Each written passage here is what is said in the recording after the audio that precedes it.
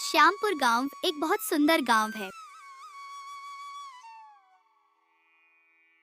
वहाँ के प्रधान धर्मेंद्र जी अपने बेटे सुरेश के साथ रहते थे। श्यामपुर गांव में बहुत ठंड थी, इसीलिए उन्होंने एक दिन गांव वालों को कंबल बांटे। फिर एक दिन अरे भाइयों, आजकल ठंड ज्यादा बढ़ गई है और ऊपर से प्रधान जी जो कंबल हमें बांटे थे वह भी इस ठंड से हमें निजात नहीं दिला पा रहे। मुझे तो लगता है कि हमें फिर प्रधान जी से मदद मांगनी चाहिए। हाँ, तुम सही कह रहे हो, परंतु अब हमें प्रधान जी को और तकलीफ नहीं देनी चाहिए।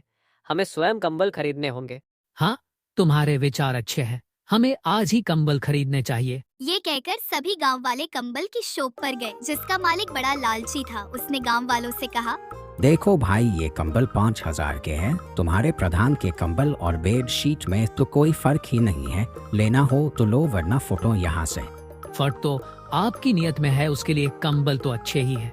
वो तो आप है जो 2,000 की कंबल 5,000 में बेच रहे हैं।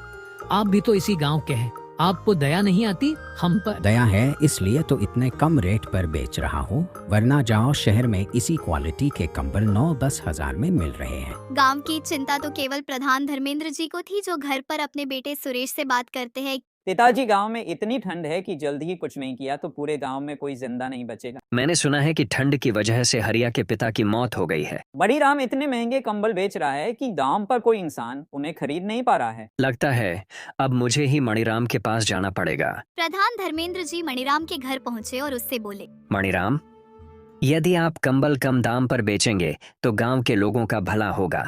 प्रधान की बात सुनकर मणिराम बोला, आप चाहते हैं कि मैं कंबल कम दाम पर बेचूं? अरे यही तो मौका है धन कमाने का। जाइए, मैं कंबल कम दाम पर नहीं बेचूंगा। पिता की हालत देख सुरेश को बहुत बुरा लगा। उसने सोचा कि उसके पिता ने गांव को अपने बच्चे जैसा रखा। सुरेश भी अपने गांव बहुत प्यार करता था। उसका इस पूरे माहौल में दम घुट रहा था, इसीलिए वह बाहर टहलने निकला। तभी उसके पास एक ऋषि आए और उससे कहने लगे, क्या हुआ बालक, इतने उदास क्यों हो? मुझे बताओ कि मैं तुम्हारी कोई सहायता कर सकता हूँ क्या? सुरेश ने उस ऋषि को सारी बात बताई। सुरेश की बात सुनकर ऋषि ने कहा, अच्छा तो यह बात है, मैं तुम्हें एक बीज देता हूँ। तुम इस बीज को कल सुबह जमीन में गाड़ देना और सुबह होने तक पेड़ के पास मत जाना। और हाँ, बीज को गाड़ते समय तुम जो मांगोगे यह पेड़ तुम्हारी सारी इच्छाएं पूरी करेगा। सुरेश उस बीज को लेकर चला जाता है और अपने आंगन में गाड़ देता है। अगले दिन सुरेश अपने पिता के साथ आता है और आश्चर्य से कहता है, देखिए पिताजी, उस ऋषि ने जो बीज दिया था उसका एक पेड़ उग चुका है और वो भी कंबल के साथ। अब हम गांव वालों को कंबल दे सकते हैं, वह भी मुफ्त में। हाँ, मुझे लगता है कि अब हमें और देर नहीं करनी चाहिए। हमें अभी गांव वालों को बुलाकर कंबल बांटने होंगे।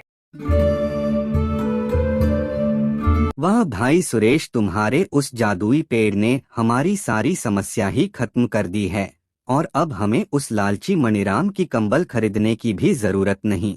इस तरह अब मणिराम की कंबल खरीदने कोई नहीं आता। इसी कारण मणिराम को अपनी शॉप बंद कर दूसरे गांव जाना पड़ता है।